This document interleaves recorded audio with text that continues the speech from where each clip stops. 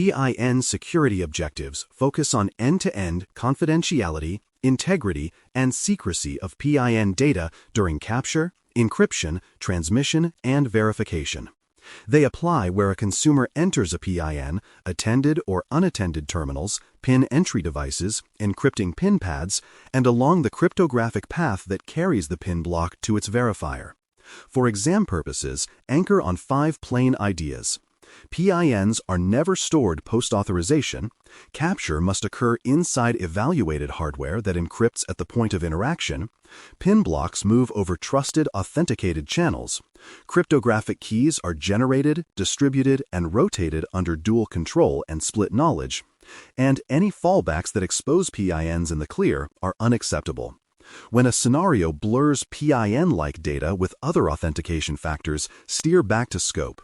If it is a consumer's PIN for payment verification, PIN rules govern the entire path from keypad to issuer. The PTS program tells buyers and assessors which device families have been independently evaluated for physical and logical security.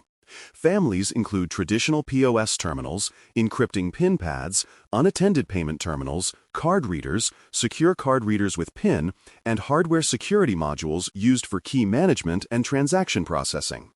Validation listings include device make, model, version or series, approval class, and expiry windows. In the field, the visible cues are approval labels and markings, but the authoritative source is the current listing that matches what you actually deployed. For the exam, read PTS approved as validated within scope and version for certain security objectives, not as a blanket immunity. Your verification instinct should be to match the device exactly to its listing and to confirm that deployment and management follow the conditions the listing assumes. Device lifecycle control is where most real-world failures hide, so trace each step from procurement to installation. Procurement binds purchase orders to approved models and versions. Custody logs show who received which serials and when. Secure key injection occurs at a trusted facility or via an authenticated remote load under documented ceremony. Installation locks devices physically and logically, ties serials to locations, and records the date, the person, and the baseline applied. From an assessor's lens, each step leaves a dated artifact. Purchase records referencing approved models, receiving and transfer forms with signatures, key injection documentation with dual control sign-offs, and installation checklists with photographs and seal IDs. On the exam, pick the option that turns "We deployed devices" into "We can replay the journey of each device with paperwork and pictures." Tamper resistance only helps if tamper becomes visible quickly, so combine prevention with routine inspection and a reflex to escalate. Devices need proper enclosures, security screws, cable routing that defeats quick overlays, and tamper-evident seals where appropriate. Staff need a short inspection cadence, daily for high-risk lanes, shift-based elsewhere, using a checklist with look and feel cues, lifted bezels, odd adhesives, mismatched serial plates, unusual peripherals, or extra antennae. Immediate escalation means pulling a suspect terminal from service, preserving evidence, notifying acquirers or processors, and documenting the timeline with images and names. The strongest exam answer treats inspection as a control with owners and timestamps, not as general vigilance. It turns "we watch our counters" into "we record our checks and can produce last week's photos." Administrative surfaces are attack surfaces. Lock administrative menus and maintenance ports with strong controls. Disable debug or diagnostics outside authorized maintenance, and restrict firmware updates to signed, approved packages through controlled procedures. Evidence looks like baseline exports showing disabled ports, menu access logs tied to named maintenance tickets, and firmware update records with checksums and approvals. Assessors expect separation of duties. The person who requests a firmware change is not the only person who can apply it, and production keys or passwords are never in the hands of a single technician. In exam scenarios, prefer answers that remove ambient power from the field and concentrate it into narrow, auditable channels where changes are exceptional and provable. Cryptographic settings are the invisible core of PIN protection. Valid deployments align algorithms, key sizes, modes, and key block formats with current requirements, and they manage key life cycles with dual control and split knowledge. Keys are generated and loaded under ceremony. Working keys are rotated on schedule. Key components are stored separately, and compromised or retired keys are revoked with proof. Your evidence stance?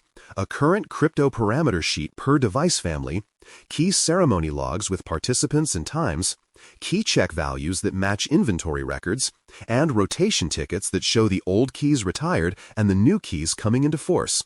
On the exam, answers that say the device encrypts without naming who controls parameters and how rotation is proven will lose to answers that treat crypto as a disciplined process with artifacts. Nothing reassures an assessor faster than clean inventory and reconciliation.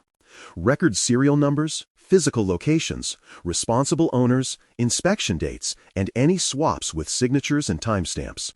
Reconcile records to reality on a cadence, monthly for high-risk estates, quarterly elsewhere, and treat mismatches as incidents until explained. A strong practice stores a device card for each unit: front photo, rear photo with labels visible, current seal IDs, last inspection signer, last firmware version, and the key injection reference. The exam habit is to follow "Show me this device" with "Show me its paper trail." Choose designs where that trail is a 2-minute retrieval, not a scavenger hunt.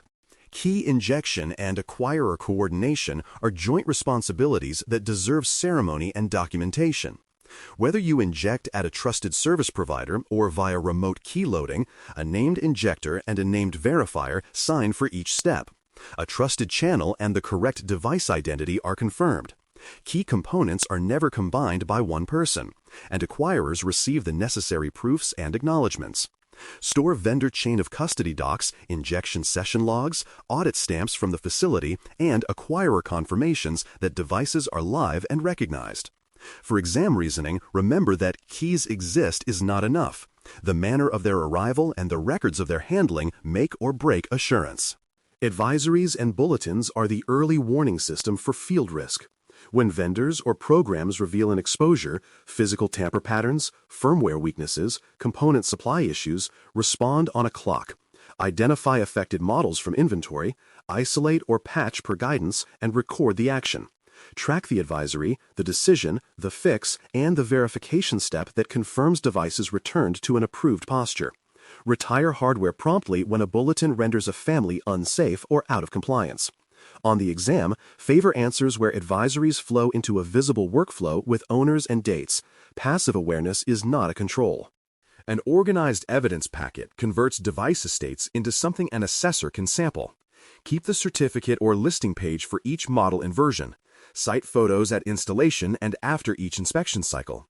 Seal logs with IDs and outcomes, inspection checklists with dates and signatures, firmware update records, and key ceremony documents. Store these by location and device so sampling can be random and quick. The goal is to make your estate readable. Each terminal tells its own story through a few durable artifacts. In exam scenarios, the best posture replaces "we comply" with "pick any device. Here is its proof." The PIN and PTS touchpoints fold back into Payment Card Industry Data Security Standard (PCI DSS) reporting and scope. Device listings and deployment evidence inform scope statements. Inspection and custody logs satisfy physical security and tamper detection expectations. Cryptographic records support key management and transmission security objectives. And incident procedures align with detection, response, and evidence preservation requirements. As a PCIP candidate, your value is connecting these dots quickly. When the STEM mentions unattended kiosks with keypads, you instantly think PTS listing, inspection logs, and key injection records. When it mentions a suspected skimmer on a lane, you think removal, photos, seal history, incident ticket, and acquirer notice with times. Reporting becomes a translation exercise. Device truth, DSS objective, artifact location. Stepping back, the essentials are simple and repeatable. PIN rules define what must never leak and how cryptography must be handled. PTS validation indicates which devices were evaluated and under what conditions. Operators prove deployment stayed inside those conditions with custody, inspection, configuration, and cryptographic records. And governance ties all of it to incident handling and advisory response. The assessor's habit is to pick a device and ask for its origin, its current state, and its last 3 notable events. The exam rewards answers that make those questions easy to answer without special knowledge of a particular store or technician. Close with an action you can verify this week. Audit 10 devices and update the PIN PTS evidence register. For each unit, capture fresh photos, confirm serials and locations, read firmware versions, verify seal IDs, check that the model and version still appear on the current listing, and note the date of the last key management event. Log any mismatches as tickets with owners and due dates and attach your findings to the register entry. That small loop demonstrates the assessor's mindset in practice. Sample, compare, explain, and record, turning standards into visible control that anyone can read. You said, Episode 48, Navigate Card Production and Personalization Security Requirements 1. Intro. Promise a reliable view of production controls and their audit-ready artifacts. 2. Define card manufacturing, personalization, and mailing phases with risk highlights. 3. Control physical zones, restricted access, surveillance coverage, and visitor protocols. 4. Protect materials, blanks, holograms, chips, and spoiled stock with reconciliations. 5. Enforce dual control, split knowledge, and documented key handling procedures. 6. Segregate duties across printing, encoding, QA, and dispatch to prevent fraud. 7. Secure data ingress, personalization files, and transport with encryption and checks. 8. Track batches end-to-end. Reconcile outputs, rejects, and returns without gaps. 9. Vet couriers and mailing processes. Verify tamper-evident packaging and custody. 10. Investigate anomalies quickly. Document findings, corrective actions, and approvals. 11. Retain records, batch logs, CCTV polls, access lists, and destruction certificates. 12. Review third-party certifications and align contracts to required controls. 13. Tie production evidence to PCI scope statements and customer assurances. 14. Conclusion. Select one production control and refresh its full evidence trail. Thanks for listening. For more audio courses, daily newsletters, and more, please visit baremetalcyber.com.